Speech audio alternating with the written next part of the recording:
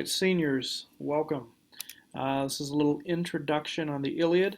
I believe you have covered book one. I'm going to give you a little background stuff I wasn't able to do before because I haven't been there. But just sit back, relax. I don't know how long this will take, probably 20 minutes or so today.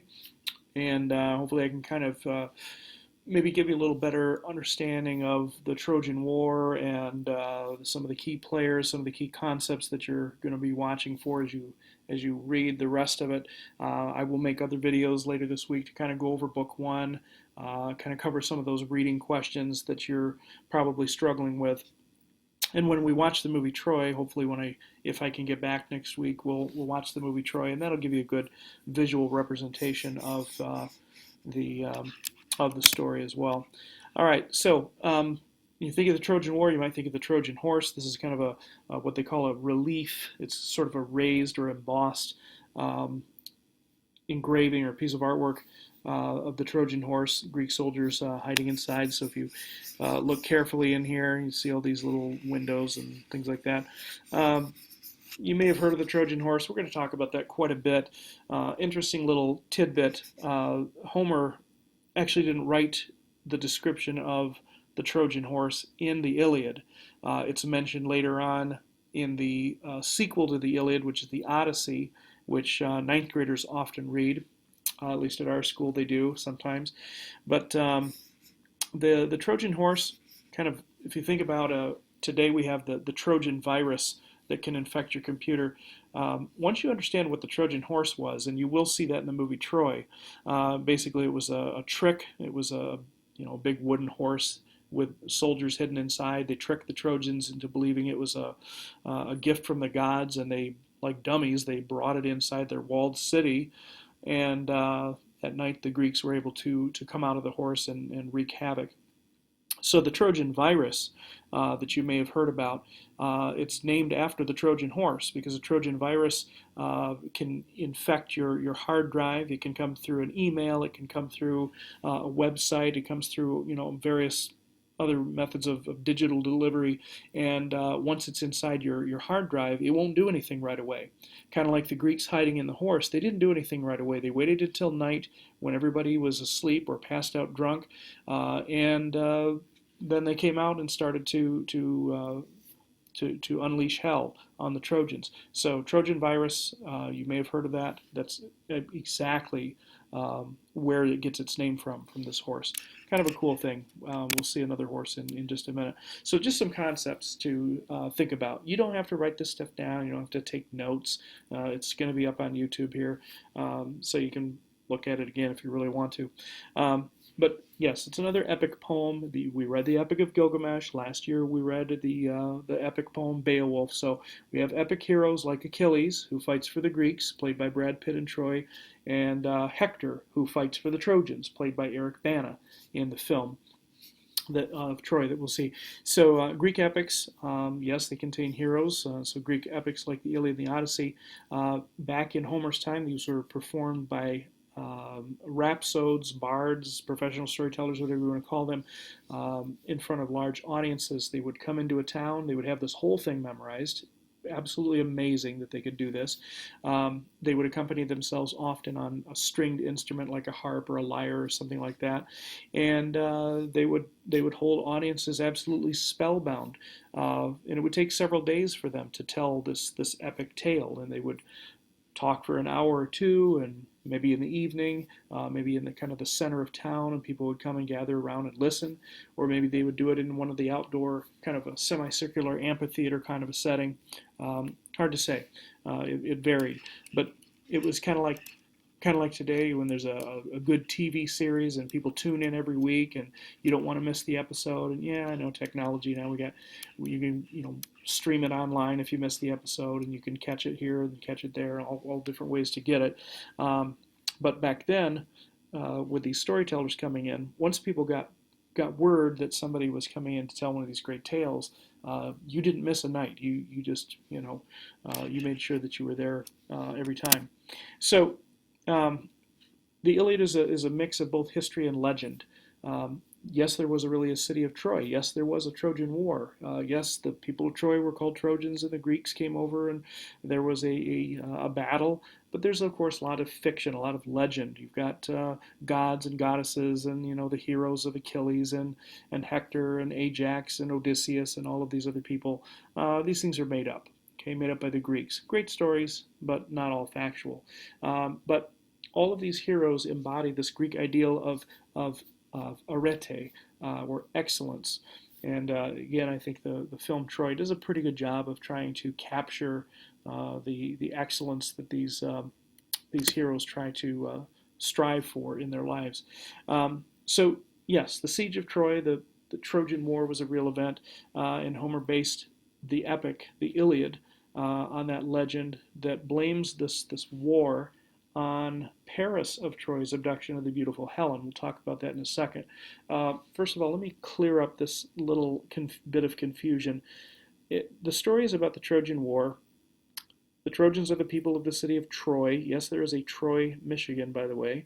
And so the Trojans have this high-walled city that has never been infiltrated, or the walls have never been breached, and they've never been defeated. So why is this called the Iliad? The simple reason is that the city of Troy has a couple of other nicknames or other names, one of which is Ilium. Okay, and so the Iliad is the story of the city of Troy, or Ilium, and so that's where that comes from. Okay, all right. So here's Helen of Troy, supposedly the most beautiful woman in the world. This is a kind of a famous Greek piece of pottery. It's like a vase or an urn or something like that. I'm don't know about you, but I'm looking at this. I'm thinking, well, we got the scrunchy thing going here. We got the kind of the kind of weird eyes. You got a real pointy nose. I'm not sure this is the most beautiful woman in the world. Okay, supposedly she was. Maybe the artist didn't do a good job. I don't know, but the legend is that the war was started because Helen of Sparta, she was Greek, ran off with Paris, who was one of the princes of Troy, and then she became Helen of Troy when she got over there. And so her husband, who was a Greek king, Menelaus, the name is pronounced in both ways in the film. He and his brother Agamemnon, which is another kind of a hard word to say. So Agamemnon is kind of a tongue twister, kind of like cinnamon, and or you can just call him Cinnamon Toast Crunch, I guess, if that's what you want to do. So anyway, Agamemnon and his brother Menelaus, these two brothers, very power hungry, Agamemnon more so, band together. They pull together all of the armies of all the individual Greek city-states, and they form one massive army. And the famous line about Helen of Troy, or Helen of Sparta, whichever one you want to call her, is she was so beautiful she had a face that launched 1,000 ships. Okay? And yes, I said ships with a P, S-H-I-P-S, just in case the audio is a little bit funny. Hey, it's late here. So a face that launched 1,000 ships. Each of the Greek ships contained 50 men. Okay, so we'll review that again in a second. All right, so Greek chieftains, as I said, led by Helen's husband and his brother, laid siege to Troy for 10 years. Thanks to the cunning strategies of Odysseus, they succeed in sacking Troy. Spoiler alert. Now, I hacked into this. This is one of the PowerPoints that came with the CDs. They came with the textbooks years ago when we got them at school. So I hacked in and I added some pictures. This is an Italian artist, Rossetti. This is his impression of what Helen of Troy might look like. I don't know about you guys, but I'm thinking like if Carrot Top, the comedian, and Ronald McDonald and Kenny G got together and had a kid, and it was a girl, it would look like this. Sorry, folks, this is not the most beautiful woman in the world. That is not a face that would launch 1,000 ships to go and fight a war to get her back. All right, so let's try another artist's rendition. This one is a cartoon, kind of we got a little bit of cheeky action there. All right, but anyway, hey, for a cartoon, at least looking better. At least better than that. Okay, so let's see what else we can find here. Okay, all right, now we got a brunette. Yeah, if you Google this, you can actually buy a Helen of Troy costume. This is off of like a Halloween costume website. So I suppose you could call yourself lots of other Greek character names. You could be Athena, you could be Aphrodite, you could be whoever you want to be. So anyway, that is available. I think it's $59.95 plus shipping. All right, and so again, I'm not sure that this is quite the most beautiful woman in the world. And now we have Diane Kruger. Okay, this is Helen, who is. This is the Helen from the movie Troy, Diane Kruger. Yes, she is the same, I think, stunning woman who plays in the two National Treasure movies with Nicolas Cage. All right, she is German. So her native language is German, but she also speaks absolutely perfect English and French. And so when she does films in those languages, she never needs somebody to dub over her language. She always speaks her own lines in those languages, and she sounds like a native. I think she's an absolutely extraordinary actress. Okay, so getting back to serious stuff. In your textbook, in the opening pages of the Iliad, there are these main points here: invocation, in medias res, epic similes, metrical structure, and stock epithets. These are all what we would call conventions of the epic genre. Most epics contain these things, and so do many stories and even movies that have followed to this day contain some of these conventions. So well, let's take a look at some of them in more detail. All right, the invocation, to invoke, all right, is to call upon. This is a plea. It's a supplication. It's maybe a prayer, a kind of a request. And so the Iliad begins with the narrator. Maybe Homer, somebody like that. Not Homer Simpson, just Homer, thank you. But he's invoking or calling upon Calliope, in this case, one of the nine muses, who is one of the Greek goddesses who presides over arts and sciences. And he's saying, hey, Calliope, let me feel some emotion as I tell the story. Inspire me with, and what he calls for, if you go back to book one and look at the very introductory part where that invocation is, what he's asking for is the feeling of rage. Okay, he is asking for rage as an inspiration, not just any old rage, but Achilles' rage. And as you read through book one, you find that Achilles is pretty ticked off. The story starts in the 10th year of the war. That's actually that next section in medias res, which basically means in the middle or in the midst of things. Interesting little language point, medius. Okay, what is that center part of a divided highway call? That's right, the median. Okay, also the word medium, as in small, medium, large. And then, of course, if you're at Mickey D's, it's supersize is the next level up from that. But medium, yeah, so in the middle, okay, in the midst of things. And so as the invocation begins, he calls upon the muse Calliope and asks for the inspiration of Achilles' rage to tell the story from this point in the story, which is smack in the midst of things. 10 years into the war, it's a stalemate. The Greeks are still fighting. The Trojans are still fighting. The Greeks haven't figured out how to defeat the Trojans between their high city walls, etc., etc. Okay, so that's in medias res. Latin expression means in the midst of things, and then flashbacks then are then used to inform the audience of prior events. So if you think about films today and TV shows today, this is a very, very common technique. It goes all the way back to Homer's time, where the opening scene puts you right in the middle of the action, and then you, through backstory and flashback, you kind of get the explanation of how we got up to this point. So if you want to, you may pause the video right now and take a second and maybe just brainstorm with a partner any movie or TV show that you know where the opening scene kind of starts right in the middle of things, the most exciting part, and then goes backwards into flashback. Let's see, what am I thinking of?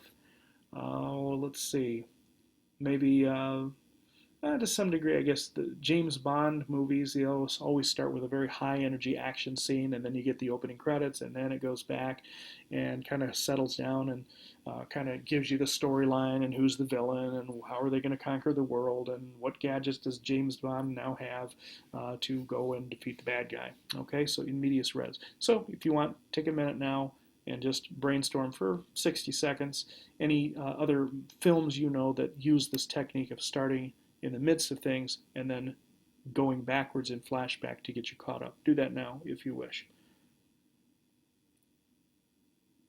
Okay, maybe you didn't wish so. I don't know. Maybe you did. Maybe you didn't. I don't know, but I'm moving on.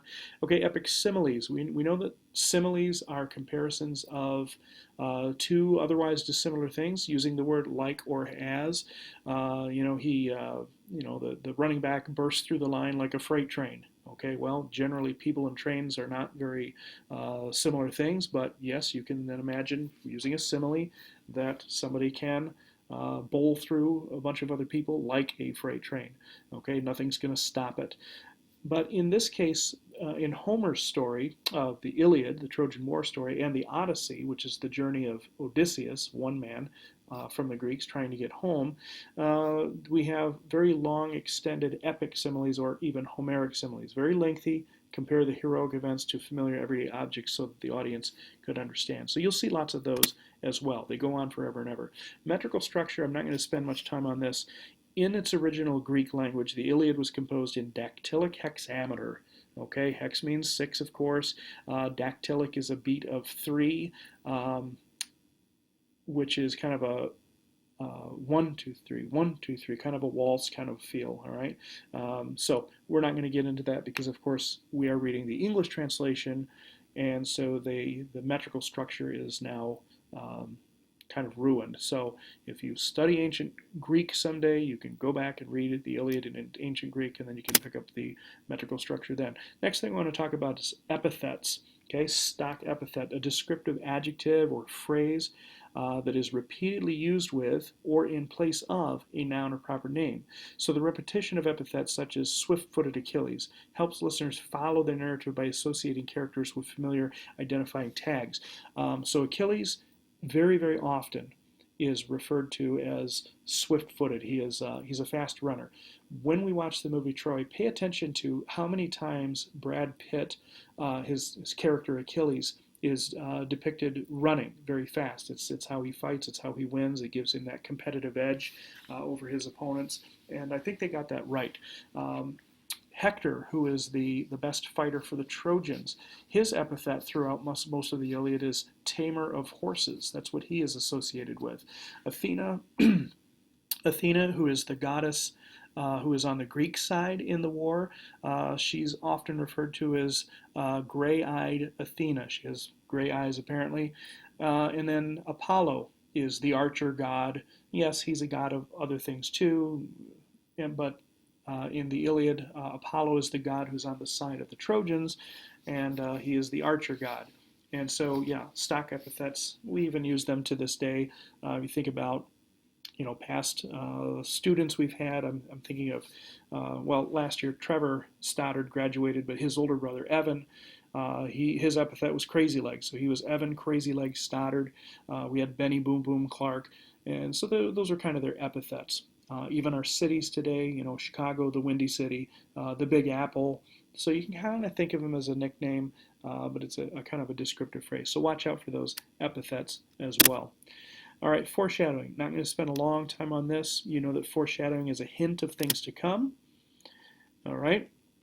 There's part of that invocation we were talking about there. Anger, be now your song, immortal one Achilles. Anger, doomed and ruinous. Those words right away foreshadow the fact that from the very beginning, we know this is not a comedy. This is not a romance. This is not a romantic comedy. This is a war story. This is a story where people die. It's a tragedy, and it's going to be filled with anger and doom and ruin.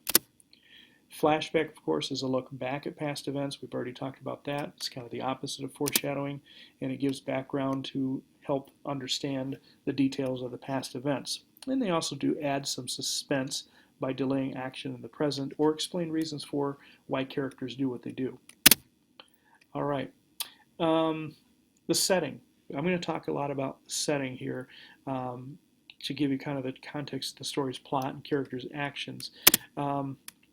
So as you read, you want to imagine the Greek audience. Here's a picture of the Acropolis in Athens. Keep in mind some of their key beliefs. Again, this is right out of your book.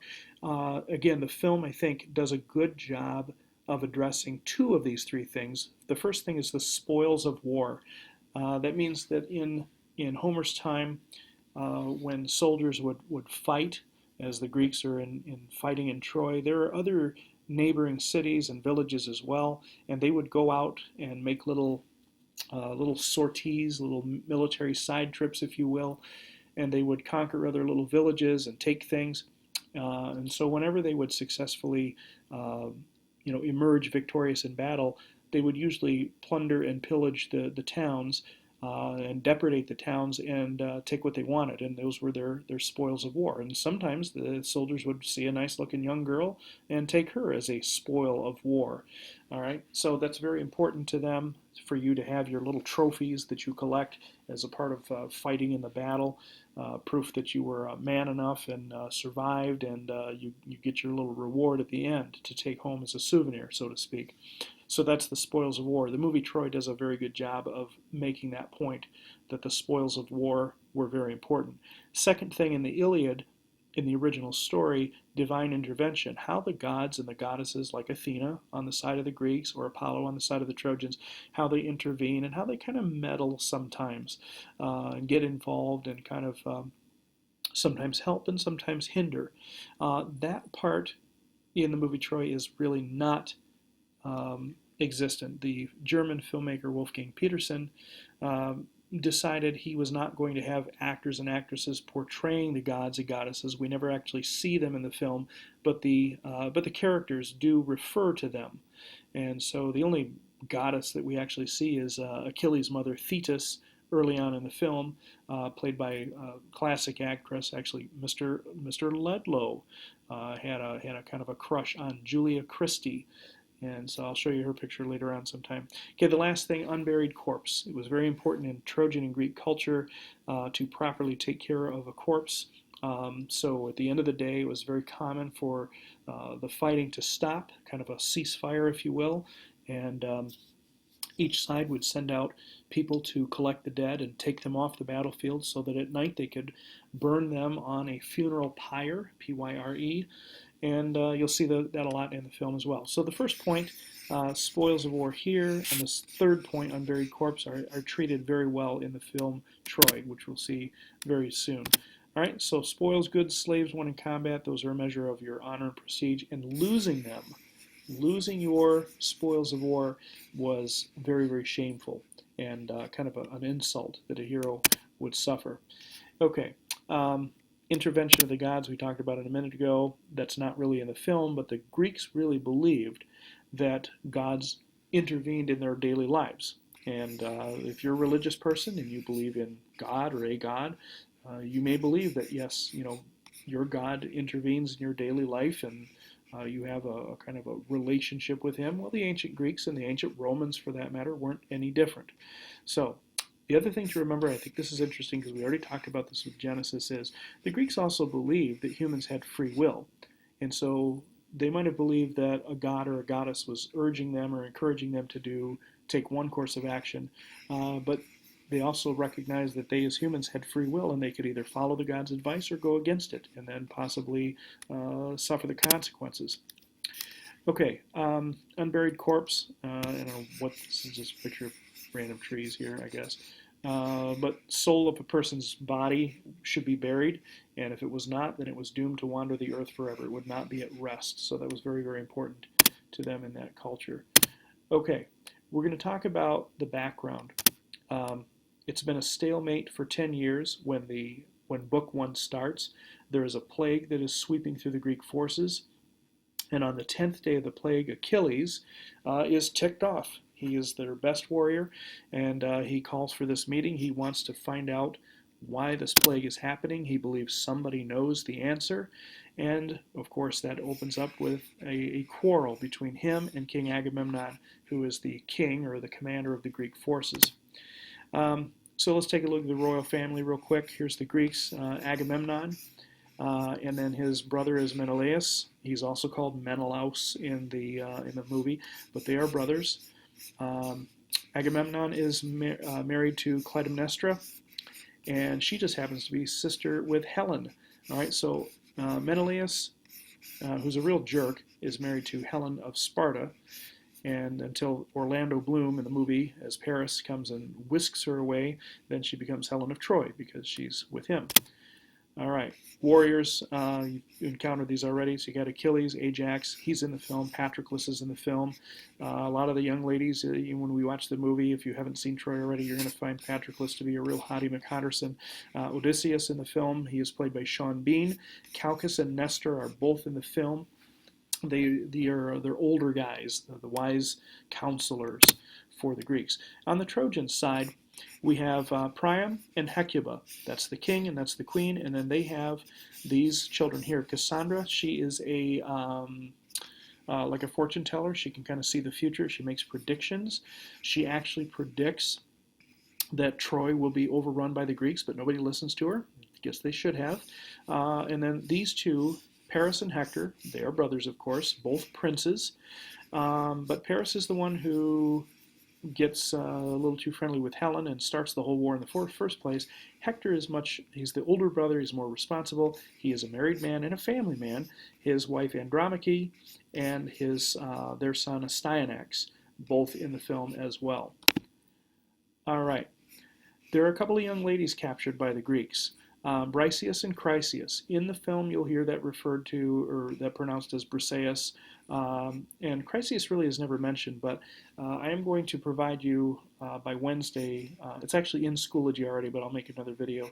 There is a kind of a summary sheet of all of Book 1 that kind of outlines what happened with Chryseis and Briseis. So we'll get to them later, but they are a couple of girls that were captured by the Greeks, Trojan women.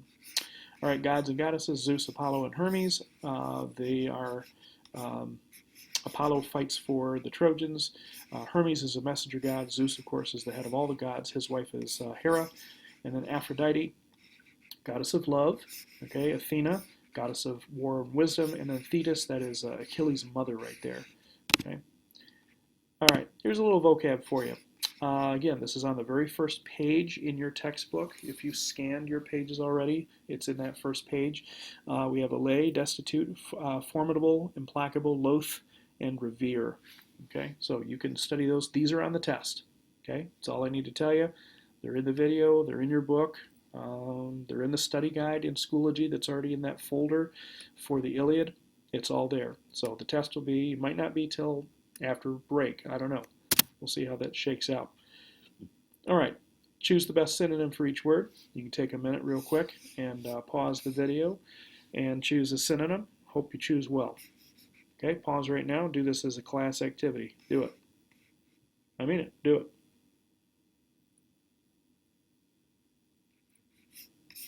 Okay, and we're back. If you paused, we're back now. So hopefully you got them right. Yep. Yep. Yep, synonym means the same, all right? Antonyms are opposites, of course, just like we do on vocab quizzes every week. And there we go. Okay, so those 7 words are, sorry, these 5, but I think it was, wasn't it 7? Yes, these 6 words are indeed on the test. I think there actually might be some more. All right, where are we here? All right, we're going to come back to this. I'll tell you what, let me set the stage for you here. I don't know how long this video is going, but I'm just having a blast. And it is 12:20 Milwaukee time.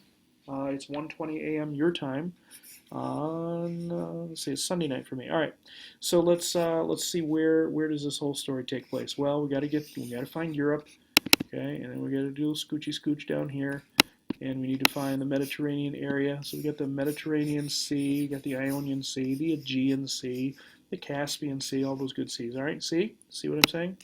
Oh, say, can you see? Can you see the seas? All right, so here's Greece. All right, and then Troy. Yes, I have been messing around and finding things on Google Earth for you. Where was the real city of Troy? Well, you can see right here, this is Turkey. Okay, that is the country of Turkey right there. You're like, golly gee willikers, Mr. Martin, wasn't Noah's Ark believed to have rested on Mount Ararat in Turkey? Yep, but that was way over here. It's like 1,000 miles away from where Troy was. All right, so the real city of Troy. If you go to Turkey, you can take a bus and you can go through all these little towns and you make your way westward toward the western coast of Turkey. And then we zoom right down in here. And yes, yours truly has found the city of ruins of Troy. All right, let's zoom right in there. All right, seen from the air, looks kind of like that. There's this kind of weird, and it's like a lot of fields and things around here. And this looks like an orchard of some kind. But anyway, you take this little road out here, and then you park in this parking lot. And what you see right here, these are tour buses. All right, so the tourists get out and they go in, and here's what's left of the walled city of Troy. It was all kind of in this area here, and then within the walls were all these little buildings, and you can see the kind of the shape outline of some of the buildings. And there's kind of a circular one there. All right, so there's the ruins. There's not much to see there. However, you do have this cheesy little horse here. Okay, so let's just take a look at the old Trojan horse, shall we? There we go. Okay, so for the tourists. Yep, and they even have a little ladder. Where's my little cursor? Yep, they get this little ladder. You can climb up in there, and you can kind of mess around and muck about in there and take pictures, and then you can climb way up there and take more pictures. And so I'm sure the real Trojan horse, if there ever was one, since it was meant to be such a good trick of hiding soldiers, I'm sure they didn't have these absurd little windows. All right, let's get out of here. Let me get back to here. All right, great. Okay, so where are we here? Right here? Nope. Nope. Sorry, everybody. It's kind of hard to do this.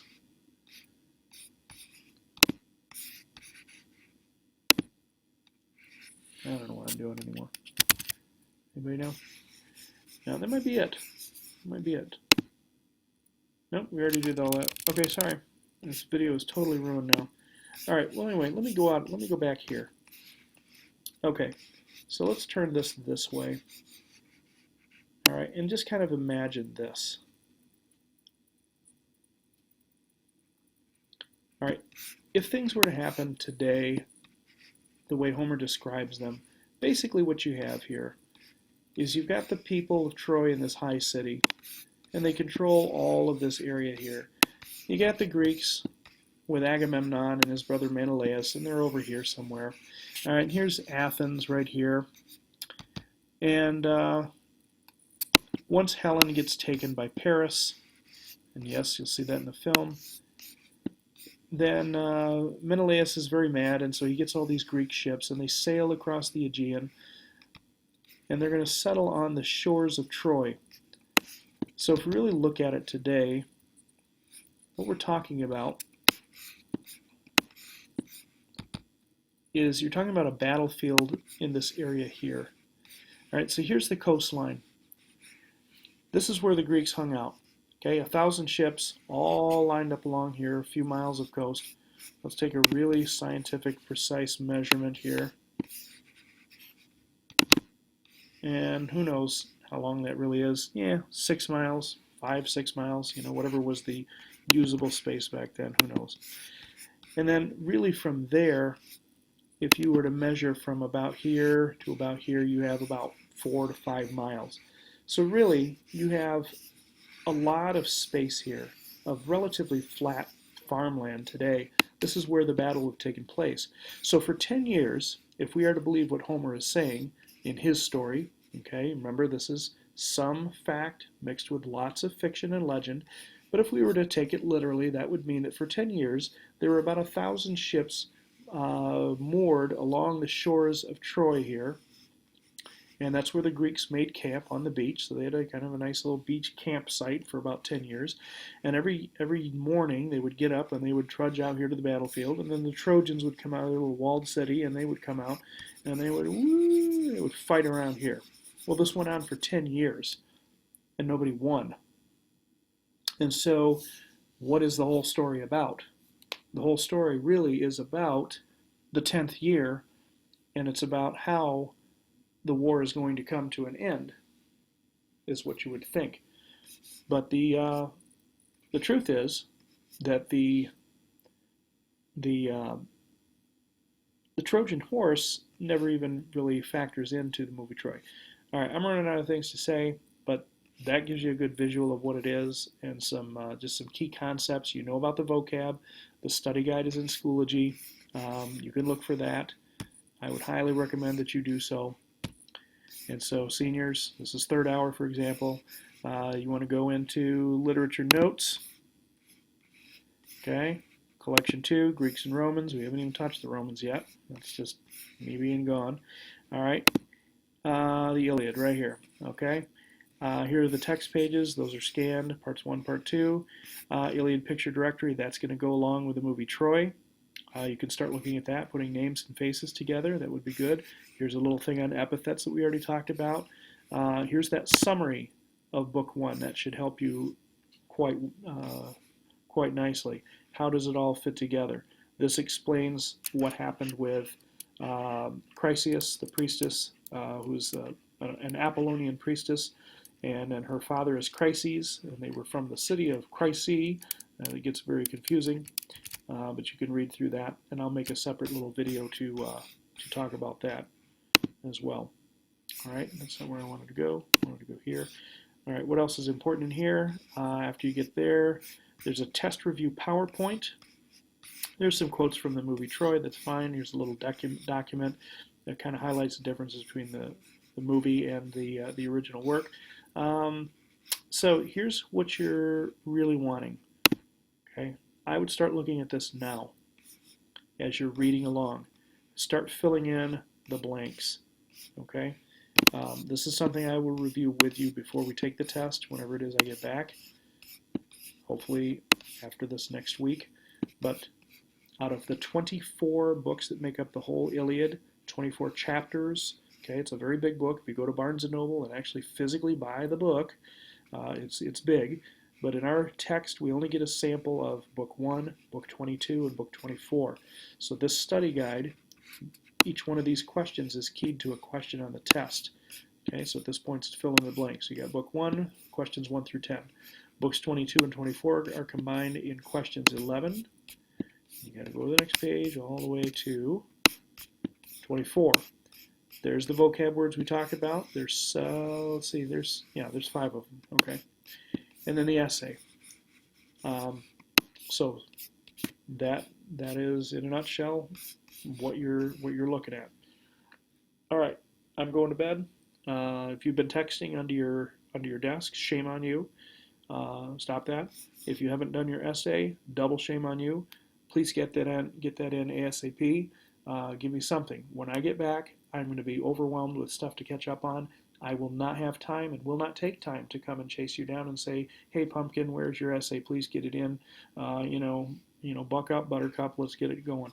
All right. So that's it. Have a great Tuesday, and I will talk at you again sometime soon. Bye.